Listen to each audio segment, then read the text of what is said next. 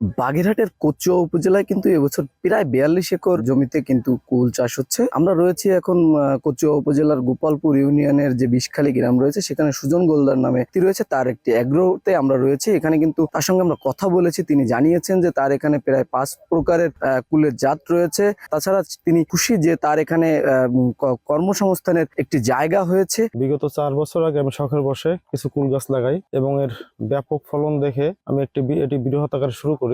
বর্তমানে আমার 5 প্রজাতির কুল আছে। তার মধ্যে উল্লেখযোগ্য বল সুন্দরী, ভারত সুন্দরী, রেড আপেল আর নতুন ভ্যারাইটি চায়না টক মিষ্টি, যেটা খুলনার এদিকে এটাই প্রথম বাগান। ব্যাপক ফলন পাচ্ছি। আসলে কোনো কুলই একটার থেকে একটা কম না। আপনি যদি গাছের সঠিক পরিচর্যা করেন, আপনি তাহলে অবশ্যই সফলতার মুখ দেখবেন। সুজন ভাইয়ের বাগান অ্যাসারিতে আমি অনেকদিন যাবত কাজ করি। বাইরে অ্যাসারি থেকে কাজ করার থেকে আমার সংসার খুব ভালোভাবেই চলে। সুজন গোলদার ভাই বড় ক্ষেত করছে, তা দেখতে আসলাম। কৃষি অফিসারের সহযোগিতা আমি আগামীতে করব। সে তো বিগত 5 বছর থেকে এই প্রথম শখের বসে কুল চাষ শুরু করে, সে থেকে সে একটা সফলতা পায়। সুজন গোলদার আমার ছাত্র, সে তার বাড়িতে কুল ক্ষেত করছে। সে একজন উন্নত মানের কৃষকের পরিচয় দিয়েছে এবং কুল ক্ষেত করে সে অত্যাধিক লাভবান হচ্ছে।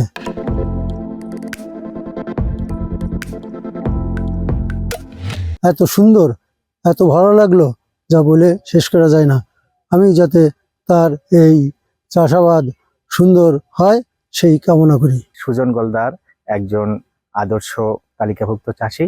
Small holder agricultural competitiveness project থেকে উনি আমাদের একটা কুলের প্রদর্শনী পেয়েছেন এবং আমরা 50% জমির জন্য আমরা চারা এবং সার, কীটনাশক হইতে বিভিন্ন ধরনের সহায়তা আমরা প্রদান করেছি। এছাড়া আমরা বিভিন্ন পরামর্শ প্রদান করে যাচ্ছি। উনি বৈজ্ঞানিক উপায়ে এই কুল চাষ করে ব্যাপক সফলতা অর্জন করেছেন। 1 বছরেই উনি অনেক লাভের মুখ দেখেছেন এবং ওনার দেখি আরও কৃষক কুল চাষে আগ্রহী হচ্ছে। আমাদের কচুয়া উপজেলায় মোট প্রায় 42 হেক্টর জমিতে কুলের চাষ হচ্ছে এবং ভবিষ্যতে এটা আরো বৃদ্ধি পাবে এবং সে লক্ষ্যে কৃষি সম্প্রসারণ অধিদপ্তর উত্তরোত্তর কাজ করে যাচ্ছে।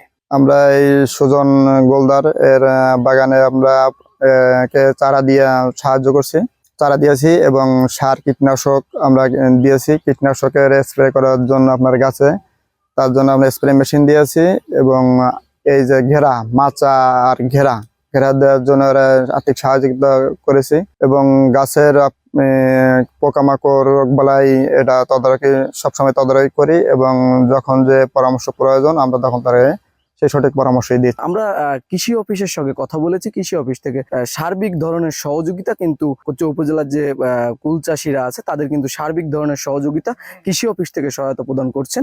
এই ছিল বাগেরহাট থেকে সর্বশেষ খবরাখবর। সৈকত মন্ডল, ডিবিসি নিউজ, বাগেরহাট।